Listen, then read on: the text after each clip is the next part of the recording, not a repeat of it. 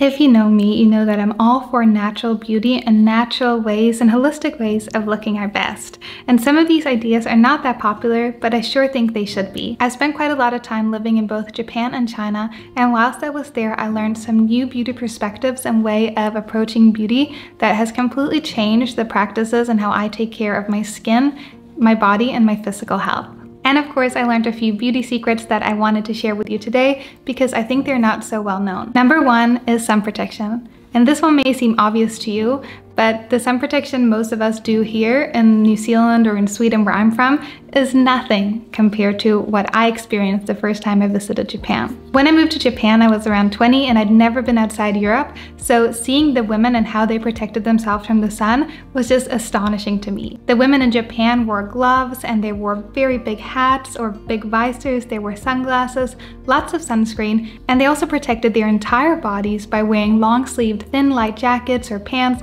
whilst biking or working in the garden or simply going to and from work. This is of course so different from Sweden, where I grew up, where because of the lack of sun or our 6 months of darkness, you will literally see people stopping at spring and just turning their eyes towards the sun and gazing at it. This is something we do because we miss the sun so much, and I even used to get eczema in the beginning of spring because my skin wasn't used to the sun. But sun protection is so important, and people in Japan definitely take this seriously. You can see, and I saw this both in Japan and China, that older people in general have way fewer sunspots and wrinkles, and their skin just look better protected. Sun protection is really the basis for natural beauty or natural beauty care without any harsh chemicals or invasive procedures because it protects our skin. Sun protection also protects us from skin cancer and premature aging. Now, I do want to just mention that there is nothing wrong with wrinkles, but our skin does get more and more sensitive with age, which can lead to increased bruising, increased wrinkles, increased tears, and thinner skin.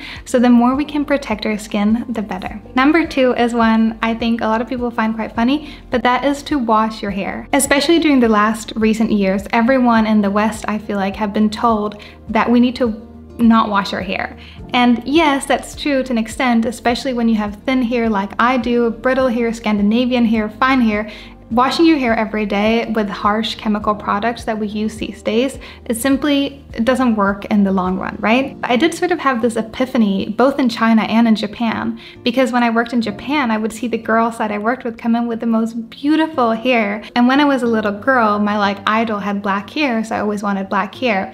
And I saw these women and their thick, luscious hair, and I said, what do you do to keep it so beautiful? And they simply said, I wash it every day. And to me, who'd recently spent my last 5 years being told you should wash your hair never, it was quite shocking. But then again, it's important to remember that we have different hair types, and I think that is the key. And same thing happened when I moved to China, and the women I worked with there, they would wash their hair in the sink 1 to 3 times a day if they had exercised. And I was so shocked because obviously their hair wasn't falling off, which mine probably would if I washed it 3 times a day. But they had a completely different perspective.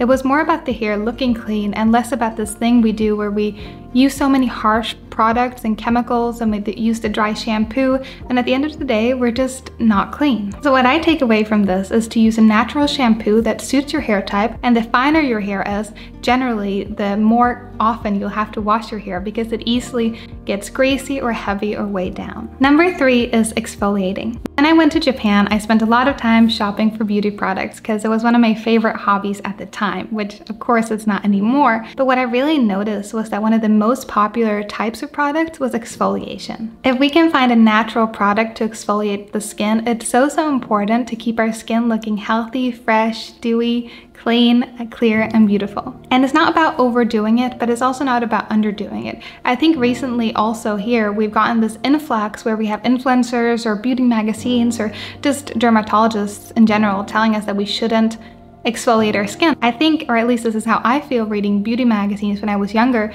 that our current lack of exfoliation is sort of a counter movement to how we were being told to exfoliate and sort of overdoing it before. It's not good to use plastic, of course, to exfoliate your skin. It's not good to use harsh scrubs either and hurt and damage your skin. And I think a lot of people do overdo it, especially if you have problems and you don't like your skin. So the best we can do is to find natural exfoliants and use them regularly. We can use things like oatmeal mixed with water. We can use things like rice rice water. We can also use things that's papaya peel, which is one of my personal favorites, papaya masks, or pineapple peel and pineapple mask. Especially pineapple and papaya contain natural exfoliants, acids, that really leaves your skin feeling dewy, soft, and supple. The fourth secret is movement. One of my favorite things about spending my days off walking around Shanghai, even though I was in one of the biggest cities of the world, was how I was seeing people constantly moving and exercising. I'd see retired couples in the park dancing or walking around doing different movements and also patting their skin to encourage circulation and body health. Whereas in the country I grew up and in the country I am now, I feel like people stop moving in their 30s, right? I feel like my dad stopped moving somewhere around 35, my mom did as well, and every sort of older person I know than me, they don't exercise anymore, and a lot of my peers even have stopped exercise because of responsibilities, work, children, and so on. I think one of the biggest problems is also that we have an all or nothing approach. Either you go to the gym for 1 to 2 hours and work out really hard, or you sit at home on the couch watching television. Whereas I felt like what I saw in Shanghai was a great medium. I didn't see that many people going to the gym or having big muscles or exercising, nor did I see people being overly flexible. Instead, I saw a lot of people being able to move their bodies. For example, squatting whilst waiting for the bus, or being on your phone, walking around, and always being active is so good for your body health, which also translates into your skin and the circulation that comes from movement. Another thing that comes with movement is massage. So this is what I spoke about earlier. In China, I used to often see people spend their time waiting instead of being on their phone or eating or doing something not really beneficial for their health. They would massage different parts of their bodies, just gently, not crazily, and there was also very easy access to go to different massage studios where the service was very good. Some people say that our fascia is the fountain of youth. Being able to move, stretch, and bounce and be flexible and having our bodies be supple is one of the key aspects of youth, isn't it? It's what we remember being young. Our back wasn't hurting, we could move freely, we bounced back quickly, and this is the same thing about the fascia. If we keep our fascia young with things like movement, massage, and stretching, we will feel young for much longer, and it's really the inside that matters, right? So massaging the body and especially getting to those under layers of fascia is great, and also face massage is something I do regularly, but for that I prefer to use my hands. Number 6 is a different one, but I promise it does work, and that is meditation. There is a common theme here, right, with these tips. It's not consumerism that solves our beauty issues, but it's actually action and taking responsibility over our own health. Movement, relaxation, meditation, all these things have huge impact, especially over time, especially as we age with consistency and the compound effect, the more important it becomes. I realized how important this was for skin health when I realized that the youngest looking people I know or group of people I know was my spiritual teachers, and they are all well in their 60s, 70s, and 80s. And it's also funny, right? Because most of these meditation teachers, at least I practice with, I'm pretty sure they haven't spent that much money on anti-aging products or even products in general. Instead, they practice relaxing their face, relaxing their minds, relaxing their face muscles, and being able to stay positive in a world full of stress. Stress causes premature aging, and it also causes tensions in the face and tensions in the body. With meditation and yoga, we can relax these muscles and we can deal with the stress, which makes such a huge difference in our appearance. And I also love this because if the mental and emotional aspects of meditation aren't motivation enough for us to start doing it, we can actually just tap into our shallowness and think, well, I'll be more pretty if I meditate. And I find this so fun because my meditation teachers, who are all in their 70s or 80s, I look at them and I think, wow, they must be in their 40s. They look super young. They don't have a wrinkle on their face.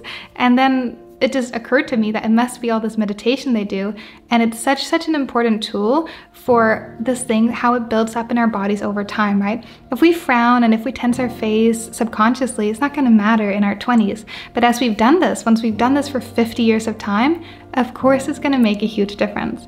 And my favorite with this tip is that it will actually make us actually feel better, is not only treating anything superficially. So my real conclusion here is that products aren't the answer, but action and taking steps to heal yourselves really is. And it is a simple yet uncommon solution in our consumerist world, right? To take care of yourself, to meditate instead of going to the spa, exfoliate your skin instead of putting on harsh chemicals, to relax and love your face instead of cleaning it to try to make it look different. Because these tips are cheaper, healthier, and don't include any clutter, any products, or any toxic chemicals, and they come with so many beneficial side effects, well, I think you might as well try them. I really hope you liked this video. I've enjoyed so many conversations with my friends in Japan and China talking about their beauty traditions and our beauty traditions and how they're so different and how our trends are so different when it comes to especially beauty and how big part of our society this is. So I loved making this video, and I love finding a different approach to beauty that I think is more holistic,